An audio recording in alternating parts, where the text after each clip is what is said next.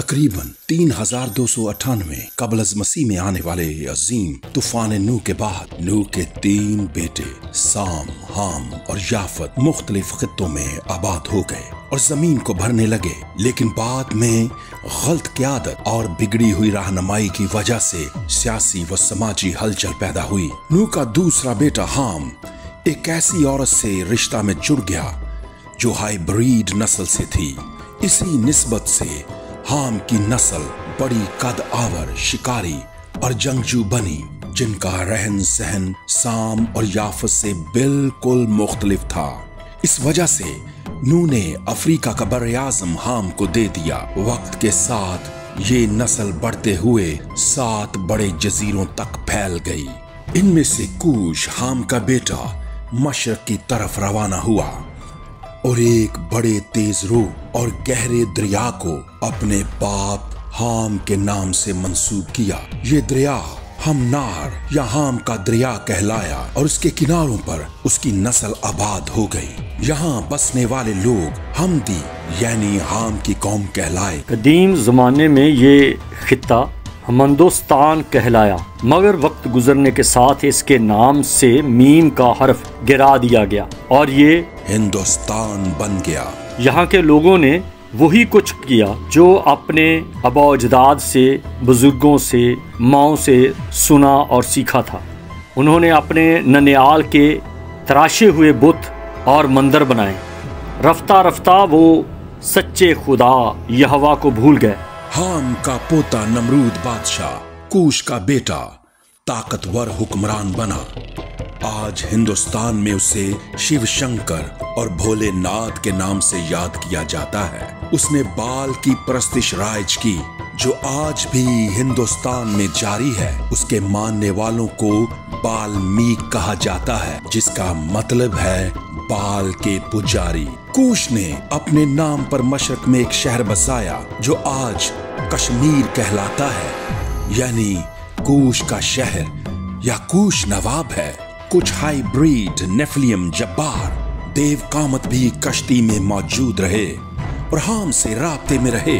यही लोग बाद में बड़े दरियाओं पर काबज हुए, जिसे आज दरियाए रावी, सतलुज और गंगा जैसे नामों से पुकारा जाता है। आज तक इन दरियाओं में हर साल आने वाले सैलाब को इन्हीं कुव्वतों का असर समझा जाता है। कहा जाता है इनकी अरवाह आज भी इन इलाकों में मौजूद हैं, मगर नजर नहीं आती। इन्हीं से नए हाइब्रिड नस्लें पैदा हुई, जिन्हें हिंदू देवमाला में हनुमान, गणेश, नरसिम्हा दूसरे किरदारों की सूरत में जाना जाता है।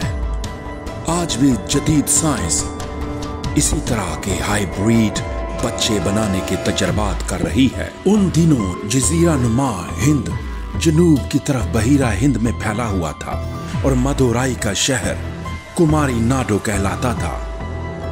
अब कुमारी नाडो के लोग कोटावाई नामी एक खून की प्यासी देवी की पूजा करते थे। इस दौरान हाम भी अपने पाप नूह और अपने खुदा यहोवा की राह से हट चुका था। उसने शैतान और उसकी गिरी हुई हस्तियों की परस्तिश की। हालांकि उसने खुद अपनी आंखों से तूफान नूह से पहले शैतान, निगहबान फरिश्तों और उनकी औलाद के सबब से होने वाले जुल्म और फसाद को देखा था। और ये भी देखा था कि खुदा ने किस तरह तूफान के दौरान उसकी जान बचाई। उसने अपने बाप नूह के खुदा यहोवा पर इल्जाम लगाया कि उसने उनके तमाम आबाओ अजदाद को तूफान से फना कर दिया और यूं उसने लोगों के दिलों को यहोवा खुदा के खिलाफ मोड़ दिया। उस जमाने में उसकी बिगड़ी हुई तालीम यही थी, हर रस्म और रिवाज से पहले रूहानी दुनिया में दाखिल होने का रास्ता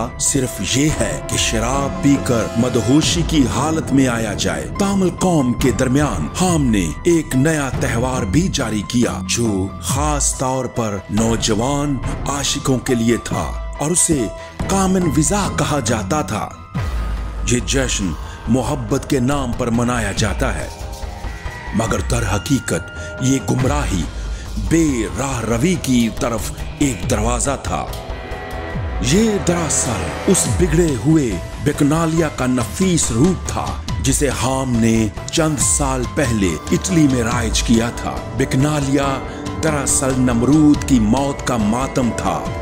बाद में रवायत ये भी मिलती है कि कालका देवी ने नमरूद के जिस्म के अज़ा काट कर एक एक हिस्सा उसकी सल्तनत के मुख्तलिफ इलाकों में भेजा गया। हिंदुस्तान इस वाक़ये को एक मजहबी रंग से देकर महाशिवरात्रि के नाम से मनाया जाता है, लेकिन याशर की किताब की शहादत के मुताबिक नमरूद को दरअसल ईसाऊ ने शिकार के दौरान तीर से मारा था।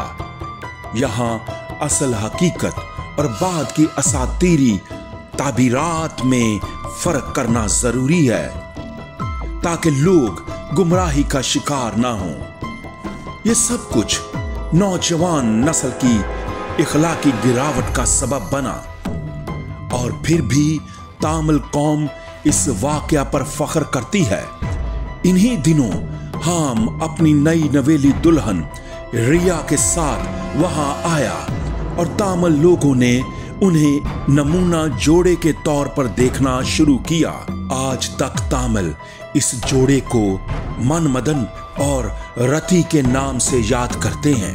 हर साल उनकी जिंदगी की कहानी को कामन कोटी के नाम से लोक ड्रामों और अवामी खेल तमाशों की सूरत में पेश किया जाता है, जो भारत, श्रीलंका और मलेशिया, सिंगापुर में बसने वाले तामिल ये मुनक्कद करते हैं। ज़माना मशहूर किताब कामसूत्रा जो जिनसी तस्कीन के लिए लिखी गई, उसका मुसन्नफ भी हाम ही है, जिसे हिंदुस्तान में कामदेव का नाम दिया गया।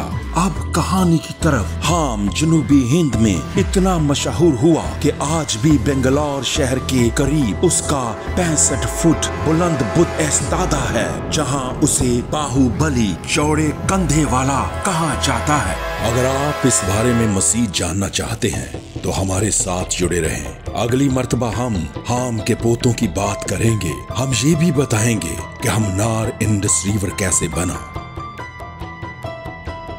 जय यशुआ हामशियाह। आप भी और तुम भी देखते रहा करें बाइबल और हम EFC टीम के साथ।